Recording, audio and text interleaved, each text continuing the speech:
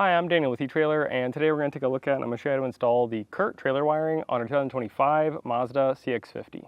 If you're towing a trailer or you have an accessory that has lights on the back like a cargo carrier or a bike rack, having trailer wiring is a necessity to make everything safe and legal on the road so you can transfer your signals back there and everyone knows when you're stopping and when you're turning. This trailer wiring is plug and play. All you have to do is take apart your interior, some of those panels, and locate your plug. And it's super easy. You don't have to splice in any wires, which is really nice. And there's also a control box, so you're not going to have to worry about any back feed from your trailer to your vehicle, so everything stays nice and safe. Install is not too bad, but if you don't have the time or tools to do this yourself, you can check out our dealer locator. We can find a professional in your area to get this installed for you. But if you're looking to do it yourself, follow along and I'll walk you through it. Went ahead and opened the hatch, and now we can get some of these floor mats taken out. We'll set that to the side.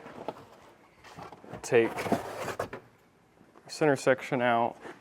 And these foam pieces around the tire, these will just lift straight out. Make sure to don't damage them. Just put them in a safe spot. And this one's gonna be a little heavier. It's gonna got some tools in there. The jack stand, but this will lift out the same way. This threshold cover will get removed as well. And you can just pull it straight up. And this will release those fasteners.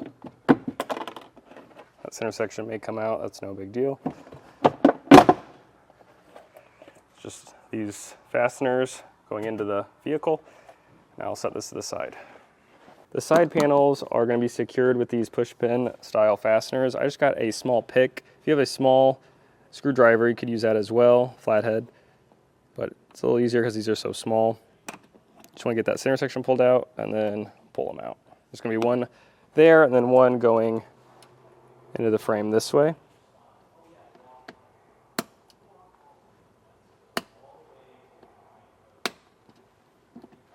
And I'll do that on either side.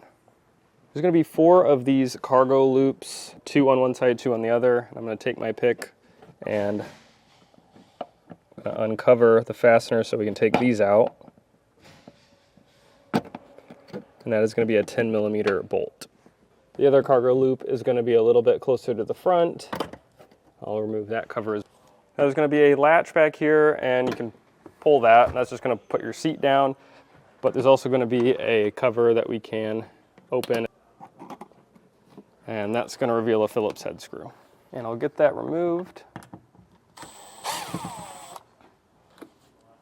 Our latch here does have a bolt behind it, so I'm going to just use a tool and get this pulled out. Like that. And there's going to be a bolt right there. So I'm going to use a 8mm socket and get that removed. Now using a 10mm socket, I'll get these cargo loops removed.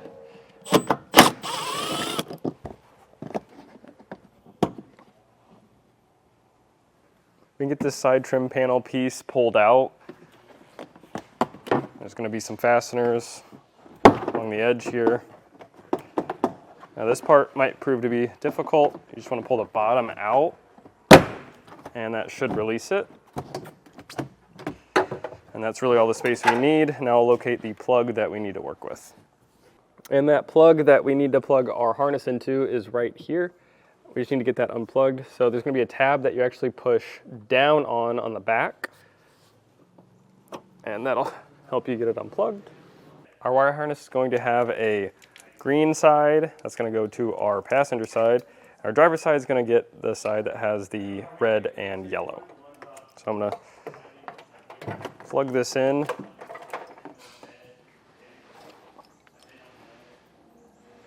This is our taillight side. So this is getting plugged in. And then this will plug into the other end.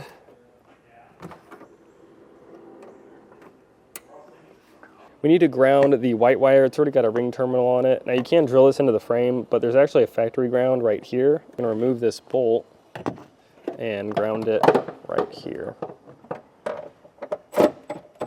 And this is a 10mm socket. And I just put that ground right on our bolt, and I'll just put this back in. route this green wire over to our passenger side. I'll just zip tie it to this existing harness and plug it in on this side.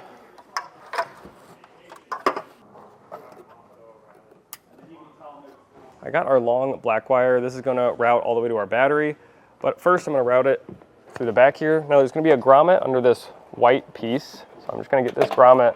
I'm going to take this out. You need a trim tool to get this out here.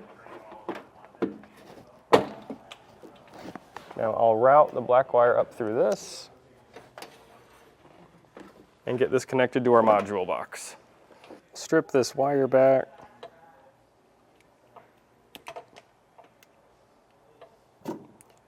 Put on our butt connector that comes in the kit and crimp this on.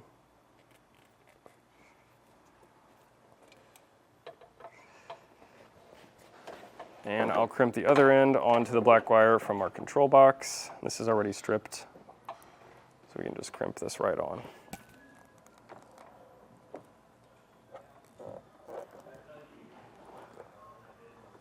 Our full pole connector is coming out, and usually it can just rest back here, and when you use it, you can drape it over and close your hatch.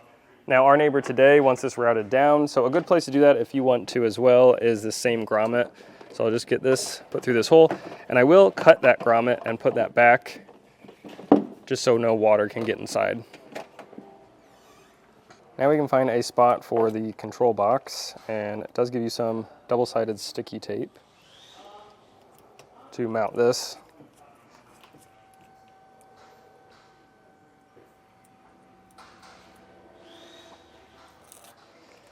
And I'm just gonna get this mounted on a nice flat surface on the bottom here. Went ahead and already ran that black wire all the way up to the engine bay, and I'll show you the path we took. I routed it over by the hitch, and there's actually a hole in the frame, so I fished it through the frame all the way to about here. And at this point, I just try to go stay high, stay away from anything hot or moving, of course. And I went all the way down to this underbody pan. And there's a series of fasteners that is securing this pan. I just used a 10mm socket and removed all these, pulled this down, and the wire is just sitting right inside of there. And from here, I went up into the wheel well liner, came out roughly right here, and I routed this all the way up into the engine bay. And this is our black wire, and I pulled it tight and zip tied it just so this doesn't fall back down. And how I got that up here is I got a piece of airline tubing and I just fished this down there. Now, if you don't have this at home, you can use thicker gauge wire, or a regular wire fish works as well. Now I'm going to locate the positive terminal, get that opened up, and I'll take off this nut. So I got a 12mm socket. I'm just going to get this off.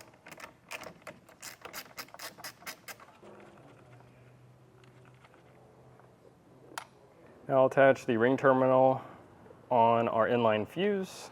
This is what we'll attach to the battery. Just get this crimped on.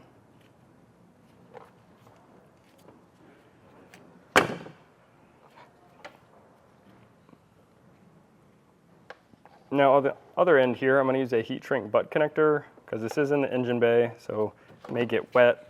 And if you apply heat to these, they'll shrink down tight against the wire so no water can get in there. Black wire, I just cut back to length and get this stripped down. And connect this to our inline fuse.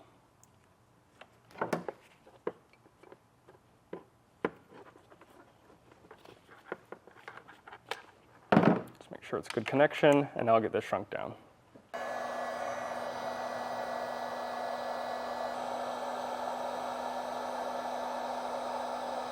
Make sure the fuse is not in that fuse holder, and we can put this on our positive post and get this tightened down.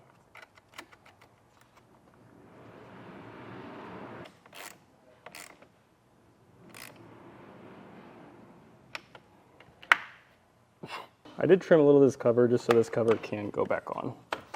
Now we can put that fuse in and test our wires. Now to test your wires at home, you can just plug this into your trailer and go through your signals that way. We have a wire tester in the back and it'll light up when I put our signals on, so I'll go through them. We got our running lights.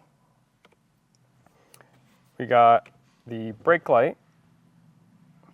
We got left turn and right turn. And like I said, most people leave their wiring in the back of their car, but if you want to replicate what we did here, we just use a series of brackets that we have here at eTrailer. It's a long bracket and then a bracket that can hold your 4-pull. Now with everything working properly, we can start putting everything back together. Now we did put that grommet back, and I'm just going to use some black silicone to seal this up. So again, no rain can get into the vehicle. And once you've done that, you're good to go. You can start using your Curt trailer wiring on a 2025 Mazda CX-50.